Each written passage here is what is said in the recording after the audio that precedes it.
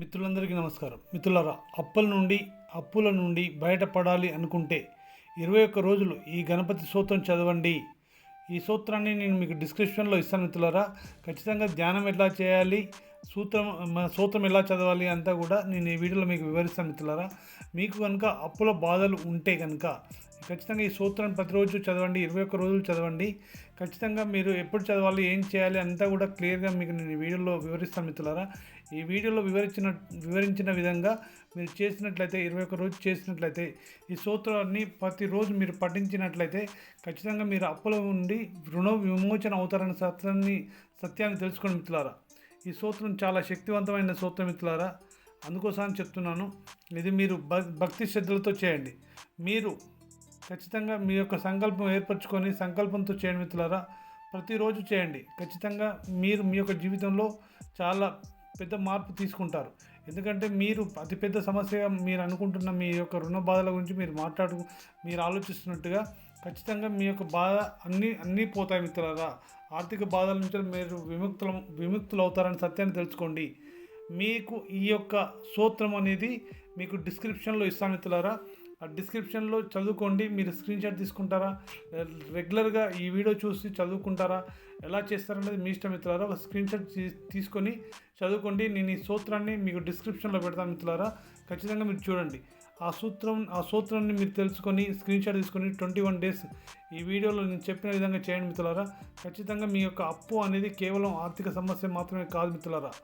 అప్పు అనేది కేవలం ఆర్థిక సమస్య మాత్రమే కాదు, అది మన యొక్క మానసిక ప్రశాంతతను, గౌరవాన్ని కూడా తగ్గిస్తుంది, అరించి వేస్తుంది. అందుకోసం మిత్రులారా, అప్పుల బాధ నుంచి బయట ఎలా పడాలి, విఘ్నేశ్వరుడు ఆశీర్వాదంతో మన రుణ విముక్తులం ఎలా కావాలి అనేది చెప్పడమే ఈ యొక్క సూత్రం మిత్రులారా. అందుకోసం సూత్రం చదువుతూ మీరు కూడా రుణ విముక్తి పొంది గణేశుని దయతో, ఆశీర్వాదంతో, భగవంతుని ఆశీర్వాదంతో మీరు కూడా విఘ్నేశ్వరుడి ఆశీర్వాదంతో మీరు రుణ విముక్తులయ్యి మీరు కూడా సంతోషంగా జీవించాలని కోరుకుంటున్నాను మిత్రులారా. అయితే ఈ యొక్క సూత్రం మీరు చదివేటప్పుడు ముందుగా మీరు ఖచ్చితంగా సంకల్పంతో చదవండి మిత్రులారా. 21 రోజుల దీక్ష ఏదైనా మీ జీవితంలో మార్పు రావాలంటే 21 డేస్ చేయాలంటారు. మీ జీవితంలో ఏ అలవాటు కావాలన్నా కూడా, ఏ అలవాటు అలవర్చుకోవాలన్నా కూడా మినిమం 21 డేస్ దాన్ని ప్రయత్నం చేయమంటారు. అందుకోసం మీరు 21 రోజుల దీన్ని ఒక దీక్షలో తీసుకొని చేయండి. మీ జీవితంలో ఏదైనా మార్పు రావాలంటే, ఖచ్చితంగా మీ మనసు నిలకడగా ఉండాలి అంటే 21 రోజులు ఒక నియమంగా పెట్టుకోండి మిత్రులారా. ఈ నియమాలు ఎలా ఉండాలి అంటే, ప్రతిరోజు ఒకే సమయంలో బ్రహ్మ ముహూర్తం లేదా సాయంత్రం దీపం మీరు వెలిగించండి. దీపం వెలిగించి చేయండి మిత్రులారా. ఇది చేసేటప్పుడు మీరు మాంసాహారానికి, దురలవాట్లకు దూరంగా ఉండండి మిత్రులారా. పూర్తి నమ్మకంతో మీరు రుణ విముక్తులు అవుతున్నారనే నమ్మకంతో చేయండి. పూర్తి నమ్మకంతో చేయండి. మీ అప్పు తీరిపోతుందని మీరు మనస్ఫూర్తిగా సంకల్పం తీసుకొని మీరు చెప్పుకోండి మిత్రులారా. గణపతి ప్రాముఖ్యత గురించి మీకు తెలుసు కదా. గణపతి రుణ విమోచక గణపతి అని కూడా పిలుస్తారు మిత్రులారా. గణపతిని మనం రుణ విమోచక గణపతి అని కూడా పిలుస్తారు. కుజదోషం వల్ల లేదా జాతకంలో గ్రహస్థితి సరిగ్గా లేకపోవడం వల్ల అప్పులు పెరుగుతుంటాయి మిత్రులారా. అందుకోసమని గణపతిని పూజించడం వల్ల కుజగ్రహ అనుగ్రహం కలిగి అప్పులు తీరే మార్గాలు సుగమం అవుతాయని తెలుసుకోండి మిత్రులారా. అందుకోసమని నేను ఈ డిస్క్రిప్షన్లో ఏదైతే సూత్రం ఇస్తున్నానో ఖచ్చితంగా 21 రోజులు చదవండి. వాటిని నోటెడ్గా చేసుకోండి, చదవండి. ప్రతిరోజు చదవడానికి ప్రయత్నం చేయండి. మీరు అప్పుల ఊబిలో ఉంటే కనుక, అప్పుల బాధలు మీకు ఎక్కువగా ఉంటే కనుక ఖచ్చితంగా ఈ సూత్రం చదవండి.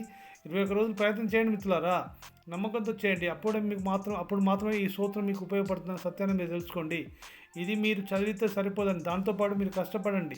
ఇప్పుడు మీరు ఏదైతే పని చేస్తున్నారో ఆ పని చేస్తే, ఎందుకంటే గాలిలో దీపం పెట్టి దేవుడు అని ముక్తి ఉండదు, ఎలా అయితే ఉండదో మీరు ఈ సూత్రం చదువుతూ మీ పని మీరు చేసుకోవాలి మిత్రులారా.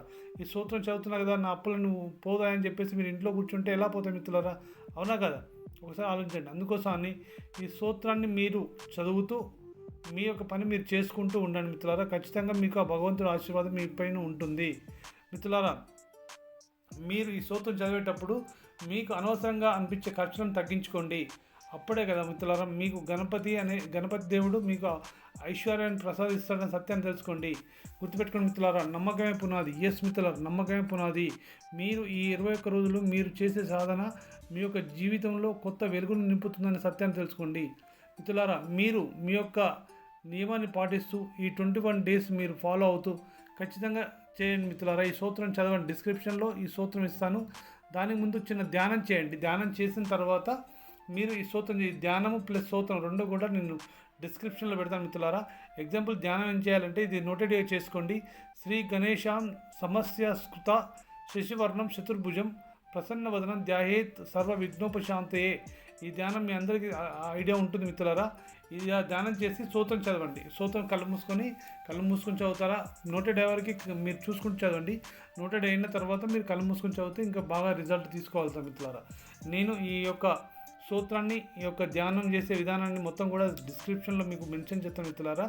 డిస్క్రిప్షన్లో స్క్రీన్ షాట్ తీసుకొని ప్రతిరోజు ఇప్పుడు వరకు నేను ఏదైతే చెప్పానో 21 రోజులు మీరు నిష్ఠతో చేసి మీరు ఆర్థికంగా నిలదొక్కుని మీరు కూడా ఉన్నత శిఖరాలకు ఎదగాలని, ఆ గణపతి దేవుడి ఆశీర్వాదంతో మీరు కూడా రుణ విముక్తులు అవ్వాలని, అలా రుణ విముక్తులయ్యే శక్తిని ఆ విశ్వము, ఆ భగవంతుడు మీకు ఇవ్వాలని మనస్ఫూర్తిగా కోరుకుంటూ ఈ వీడియో ముగిస్తున్నాను మిత్రులారా. ఈ వీడియో మీకు నచ్చితే లైక్ చేయండి. అలాగే మీ తోటి మిత్రులకు కూడా ఈ వీడియోని షేర్ చేయండి. ఖచ్చితంగా మీరు డిస్క్రిప్షన్లో చూడండి. అప్పుడు మాత్రం ఈ సూత్రం అనేది మీకు అందుబాటులో ఉంటుంది మిత్రులారా. మీరు ఇంకా ఈ ఛానల్ని సబ్స్క్రైబ్ చేసుకోకపోతే సబ్స్క్రైబ్ చేసుకోండి మిత్రులారా. ధన్యవాదాలు.